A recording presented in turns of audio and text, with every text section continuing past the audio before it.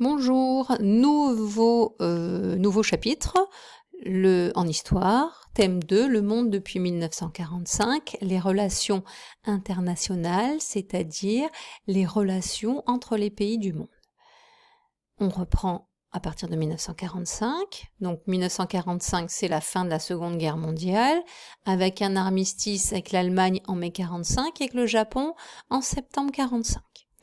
Là, le monde se réveille avec l'espoir d'un futur monde de paix, grâce notamment à la création de l'ONU, Organisation des Nations Unies, qui devrait assurer plus de justice, mais aussi la paix. Pourtant, très rapidement, les principaux vainqueurs du nazisme, les États-Unis et l'URSS, s'affrontent dans un conflit idéologique, c'est-à-dire sur les idées, un conflit qui est aussi économique et militaire. Mais militaire d'un genre nouveau, puisqu'on ne va pas s'affronter directement, mais par l'intermédiaire de pays. C'est ce qu'on appelle la guerre froide. Cette guerre froide commence en 1947 réellement et finit en 1989. Alors, on va voir aussi que dans les relations internationales, il y a deux choses très importantes, deux événements très importants. D'abord, c'est le mouvement d'émancipation, c'est-à-dire de libération des colonies, et d'autre part, c'est la construction de l'Europe, de l'Union européenne.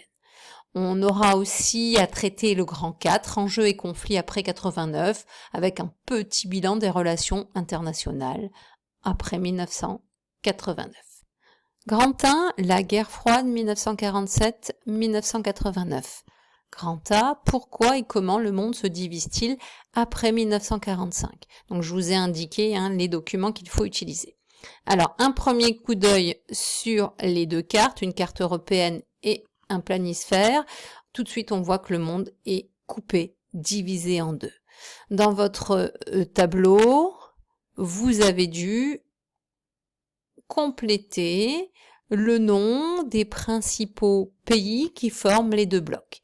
Au départ, deux leaders, deux meneurs, les États-Unis d'Amérique à l'ouest et l'URSS pour le bloc de l'Est.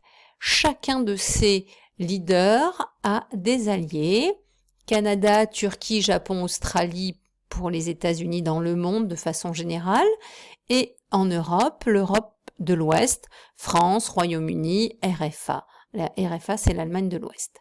Et de l'autre côté, dans le bloc de l'Est, on a moins d'alliés, c'est vrai, mais Chine, Corée du Nord et Cuba un peu plus tardivement, et l'Europe de l'Est, comme la Pologne, la Tchécoslovaquie, ou la RDA, ou Allemagne de l'Est. Donc, un monde divisé en deux et une Europe divisée en deux, c'est ce qu'on appelle le rideau de fer, qui divise cette Europe en deux.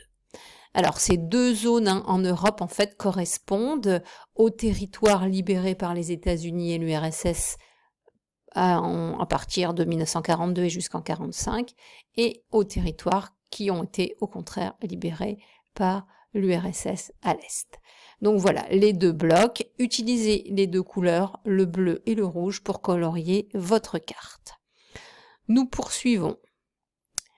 Ce conflit est aussi un conflit idéologique. Idéologique, c'est-à-dire d'idées. Vous avez trouvé deux documents à la page 96 qui montrent comment deux personnages de premier plan s'opposent dans des discours. D'une part, donc, on a le point de vue des États-Unis, c'est le président Harry Truman qui l'explique dans un discours, et on a une réponse de l'URSS à travers la personne de Jdanov.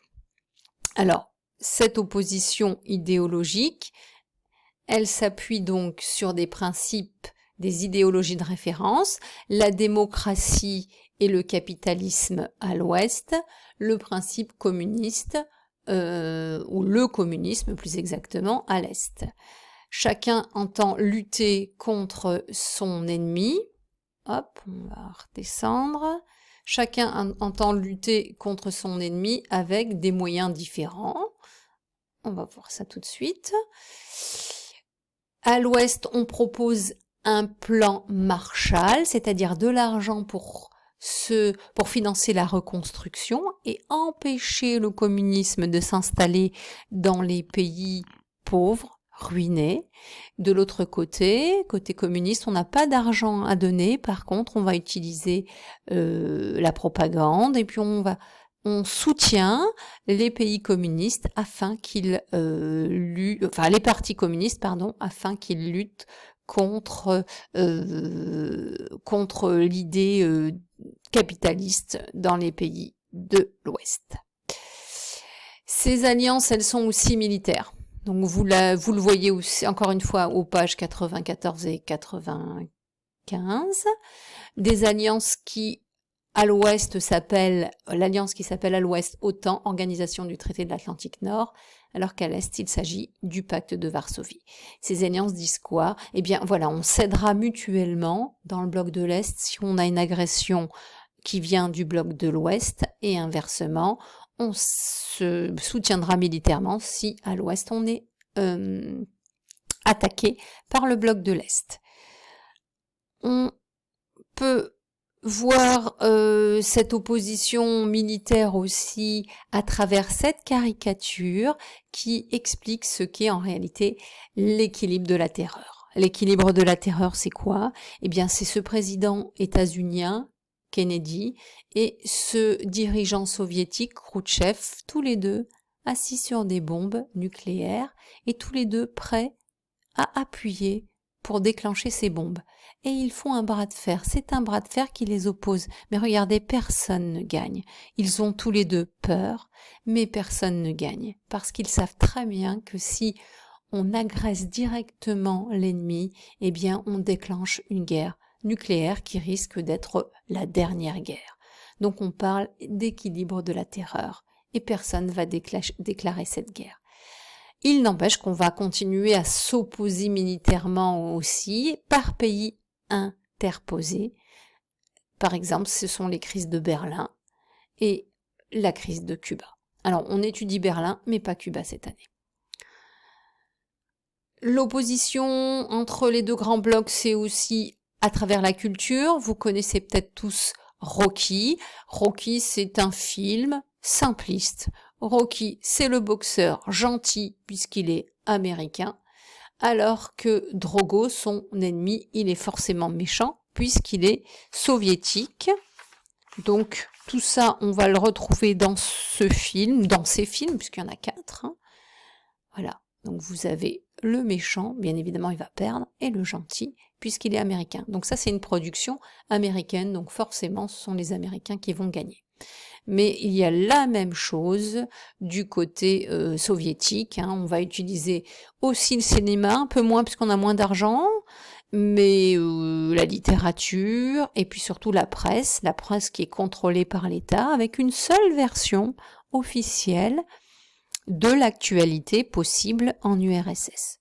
Alors, je vous ai mis, par exemple, on interdit aussi le rock, il est interdit d'écouter la radio d'Europe de l'Ouest ou américaine, etc.